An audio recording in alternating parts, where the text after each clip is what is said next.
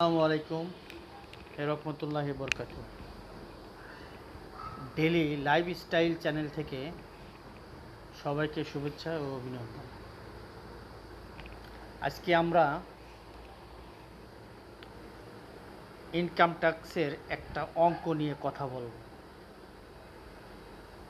একজন সরকারি কর্মকর্তা কিভাবে তার মোট আয় পরিগণনা করতে পারে বা পরিগণনা করা হয় তার সেই বিষয়গুলো আজকে জানব। প্রিয় বন্ধুরা, চলুন একটা উদাহরণ দেখি। উদাহরণ নাম্বার 1, জনাব আতাউর রহমান বাংলাদেশের সচিবালয়ে কর্মরত একজন সরকারি কর্মচারী এবং তার জন্য চাকরি বেতন ভাতার আদেশ 2015 প্রযোজ্য। ফলে বেতন আয়ের ক্ষেত্রে SRO নম্বর 225 আইন আয়কর 7/2023 তারিখ 13 জুলাই 2023 খ্রিস্টাব্দের বিধান প্রযোজ্য হবে। ধরা যাক 30 জুন 2024 তারিখে সমাপ্ত অর্থবৎসরে তিনি নিম্নোক্ত হারে বেতন ভাতাদি পেয়েছেন: মাসিক মূল বেতন 56,500, মাসিক চিকিৎসা ভাতা 1500, উৎসব ভাতা 1,13,000, বাংলা নববর্ষ ভাতা 11,300 টাকা।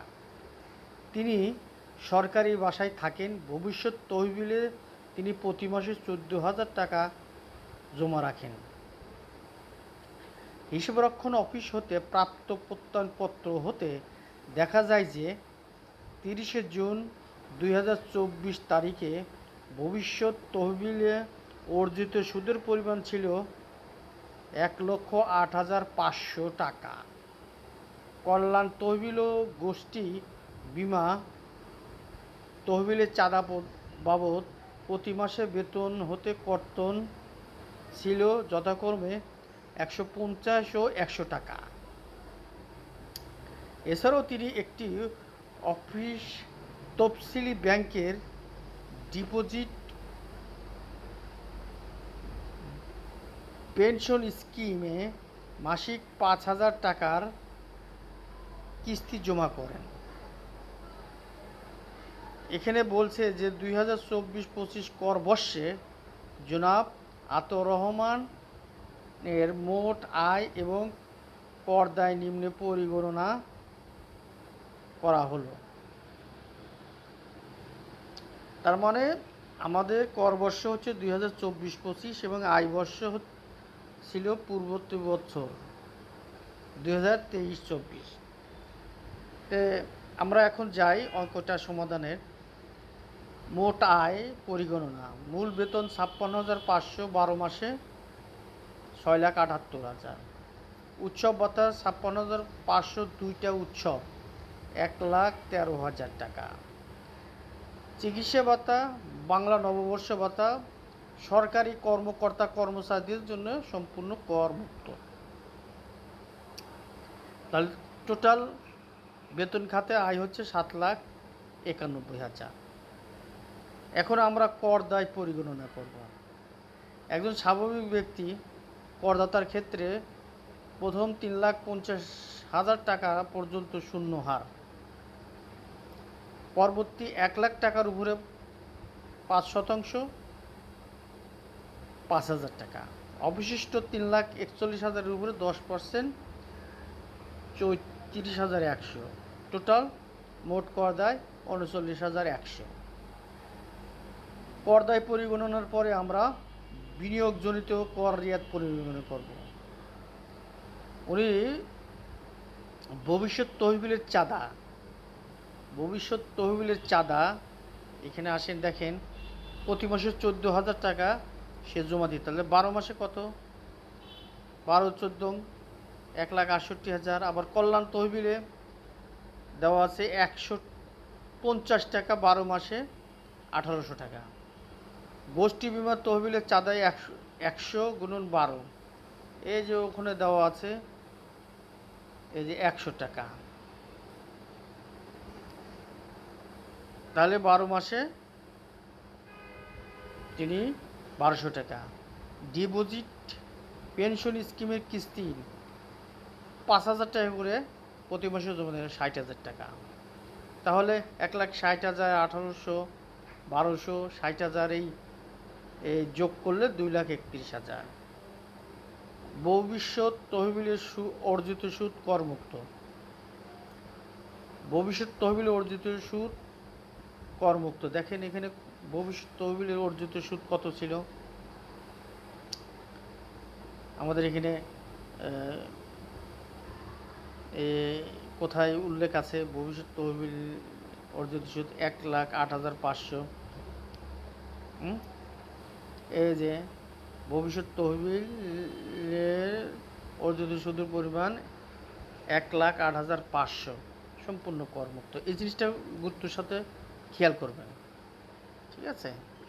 তাহলে আমার এখানে মোট বিনিয়োগ হলো 2,31,000। ভবিষ্যৎ তহবিলে অর্জিত সুদ করমুক্ত, এটা সবসময় খেয়াল রাখবেন। কর রেয়াতের পরিগণনা। ক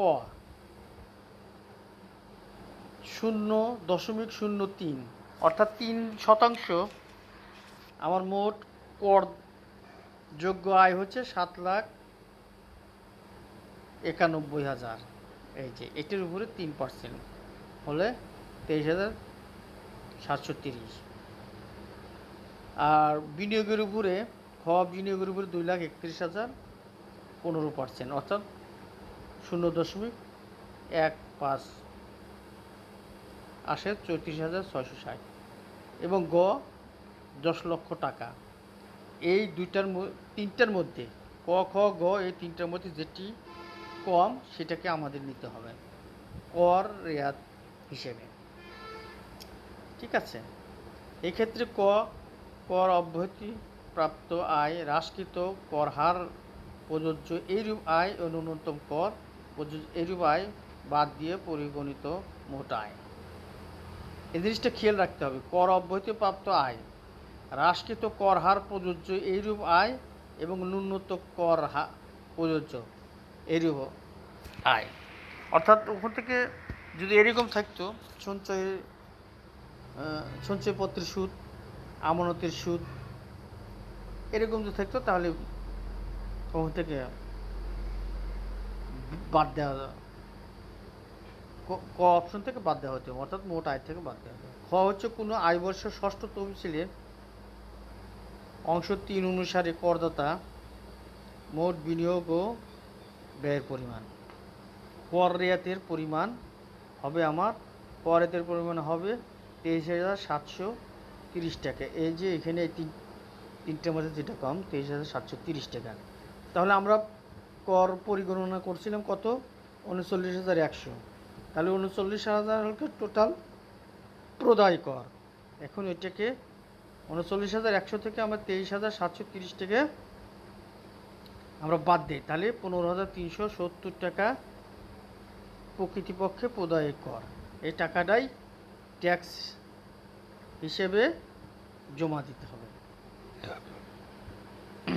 উদাহরণ নম্বর 2।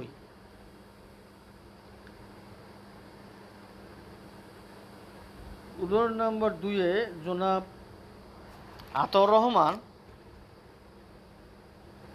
তার সরকারি চাকরির বাইরেও যদি ইনকাম করে সেগুলো মোট আয়ের সাথে যোগ হবে।